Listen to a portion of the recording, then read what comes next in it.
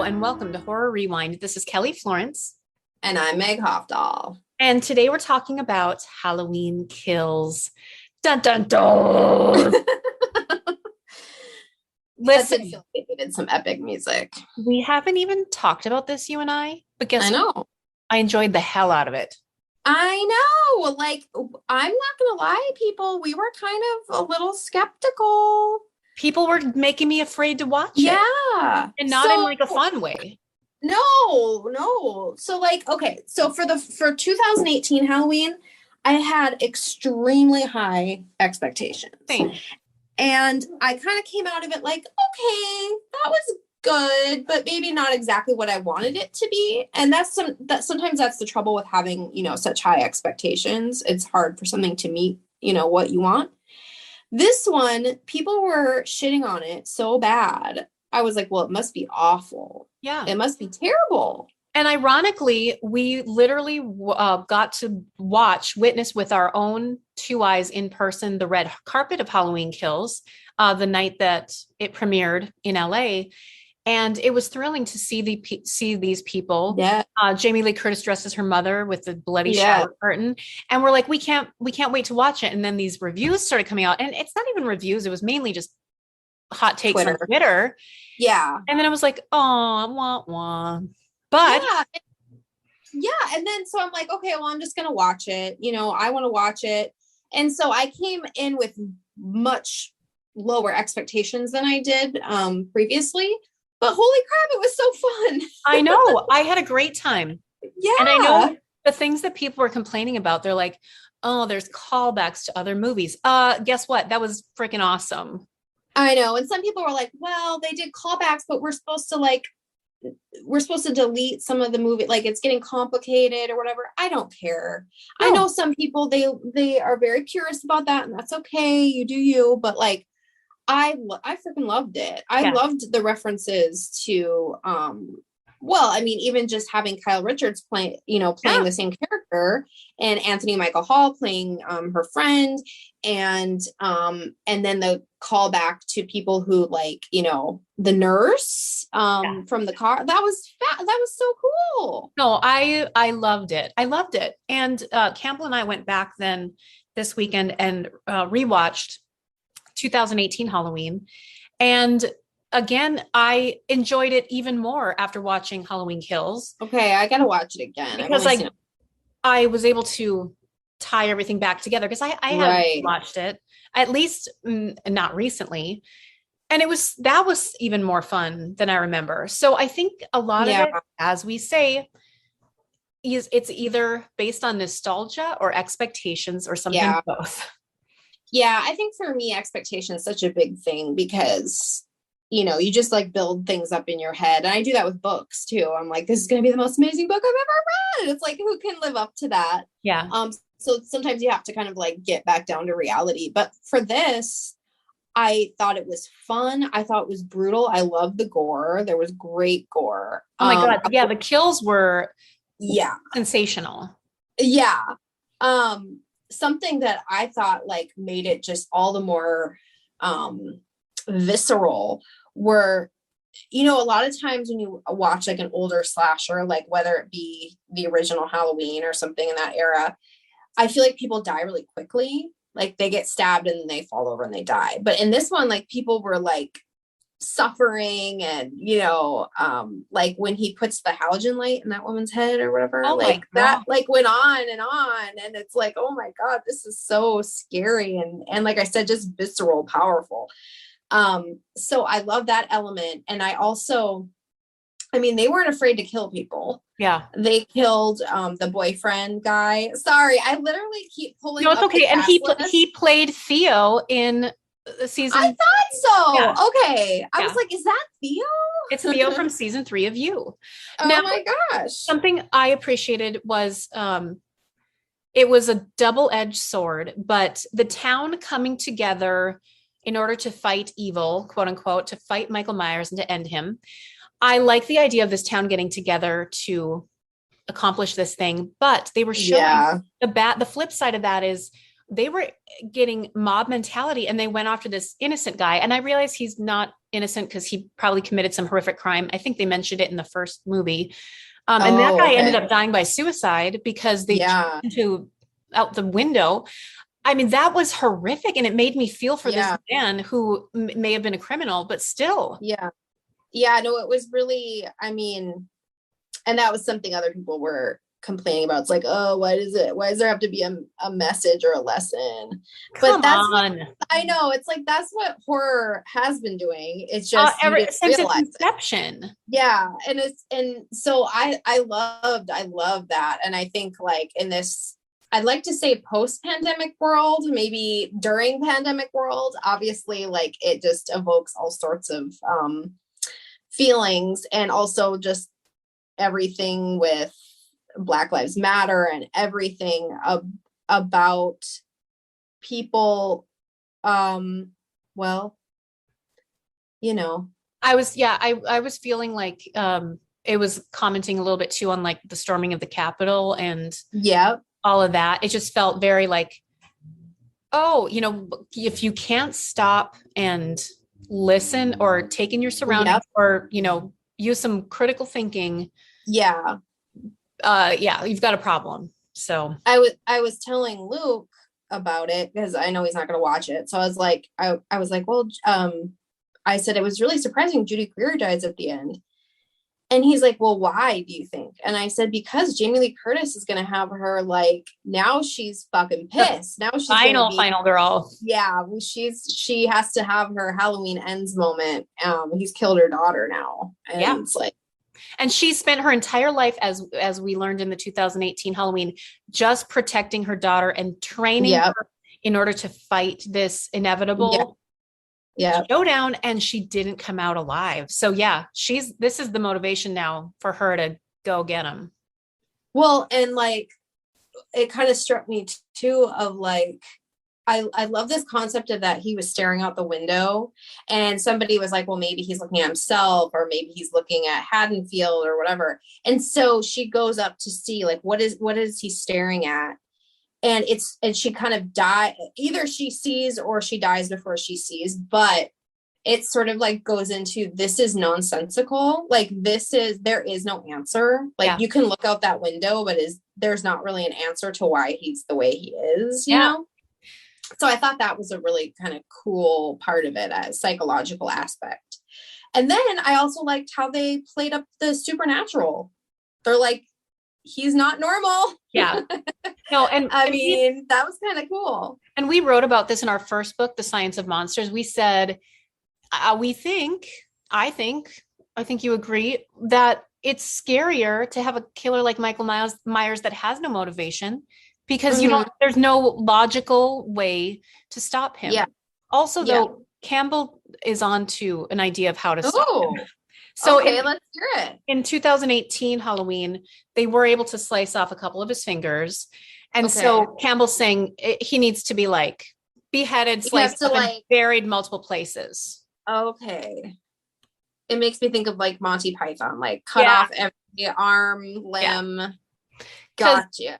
Because if you can't shoot him or stab him to death. No. They haven't tried decapitation in this canon through line yet. So let's decapitate his ass. Decapitate his ass. I'm going to have a shirt made that has just his head on it, and it'll say that. Yes. I want the mask to look surprised. Yeah. The mask will be the A in ass. Yeah. Don't steal this idea, friends. Yeah. I'm going to trademark it. Yeah, please. You're going to choke. It's just so stupid. It's very stupid, but I love it. But okay, so I was gonna say Desperate Housewives. I'm a Real Housewives fan, so of course I love seeing Kyle Richards. Oh, I loved it too, and I thought she did a great job. She did. She didn't die, so maybe she'll be in the next one, right? Yeah, she was pretty banged up, but she was okay. I was thrilled that she lived. I was. I know. I kept saying Kyle's doing such a good job. I know. It's like I was rooting for her too. Like, you act, girl, you do it. But yeah, she really she has a pretty harrowing moment there. And I love just little things like the husband and wife, the black couple, and she's dressed as a nurse and he's dressed as a doctor, but he's the nurse and she's the doctor. Like little things like that are so cute. And they have little like moments like that. Like obviously Michael McDonald from Mad TV, like amazing. That couple is so cute. And like just their little back and forth and them scaring the teens and stuff. So I love little moments of light like that because it just makes the horror all the more horrific, you know. Also, Mark was like, oh, it's distracting because Michael keeps setting up all the corpses in these little tableaus. And I'm like, but you know, he did that in 2018. And then we have to remember in the original, he was cheeky with the sheet. Oh yes, he was cheeky. Yes. So he's got a sense of humor. He does. That's right. He has the sheet and he does like to set up bodies. That's, you know, he's a poser. We talk about that in Science of Serial Killers. See? Yeah. So, but yeah, I know. That's part of why we love Michael. It kind of gives him a little bit of personality. Yeah. Right? He likes to play. And so, okay, so then there's the scene where we think maybe Michael's going to get taken down, or we know better and we know he's not, but he's got that whole Anthony Michael Hall group of people. Yeah. And then it's like, he's more powerful than all of them put together. And it's like, holy crap, this is more than just a man. This is like, he represents like, he does represent evil, you know? Yeah. And she's saying like, he just feeds on the fear and everything. And so I loved it. I can't wait to see how this is going to come to an end because it's called Halloween Ends. So they're going to get rid of him. How? Well, I mean, maybe Jamie Lee is going to do like Campbell's idea. She's going to figure it out. Maybe there's something that she's going to figure out that hurts Michael Myers that we don't even know yet. Yeah. Which is exciting to me. I think some people get really stuck in the canon and they which I understand because there's that nostalgia factor, but I am excited by the prospect of new things and having like, you know, her just kick his ass in all sorts of ways. I just want 2 hours of her kicking his ass. Yeah. That'd be fun. I would love it. I'll take it. What else do you want to say about Halloween Kills? Well, I think this is maybe a good example of not letting other people dictate what you watch. I know I get a lot of ideas of what to watch and suggestions from Twitter and, you know, just because a lot of people I trust their judgment, and it's okay. Like there are people who didn't like this movie that I still, you know, like there are other suggestions and things like that. But this is just a good example of like maybe just listening to your gut and going, you know what, I still want to watch this. And that's okay, even if everybody dumps on it and says it's terrible. Because, you know, I really enjoyed the hell out of it. And maybe part of that was because I kind of went in without expectations. And maybe that's something we could learn too, is maybe just to like let movies be what they are and not like build it up in our head. I don't know how to do that, but that would be something good to learn. No, I agree. And I think, lower your expectations and, you know, not lower them, but don't go in thinking this is going to be the best thing ever. Yeah, I think we could all learn from that because I think as horror fans, we get really worked up and we're like, oh my God. I mean, it's hard not to when it's freaking Jamie Lee Curtis and stuff. But I think just kind of going in and letting a movie be what it is and not have all these like, well, I think it's going to go this way or that way, you know? Yeah. And just enjoying what it is. So it's funny. I was trying to appear cool to my 8-year-old. And I'm like, guess what? Jamie Lee Curtis's daughter was on the red carpet dressed as a character from Undertale. And she's like, I already know this. Like she got her info from YouTube on it before I could even inform her. Oh my God. She's like, I already know. You're not going to be cool in front of her. No. You tried. I can never like give her the scoop. She's already up on it. What are your kids currently doing? Well, they're into the Matrix right now because there's a new Matrix movie coming out, and they were watching Matrix 2 the other night, which I have never seen. I was upstairs. I was avoiding it. I'm sorry, everyone. And Luke said, there's a sex scene in it. And so Luke said, you should probably close your eyes during this part. And then, so they're closing their eyes. And then Luke's like, okay, just one more second, it'll be over. And Dexter goes, one last slurp. Oh, God. So we just keep saying that. One last slurp. Oh, boy.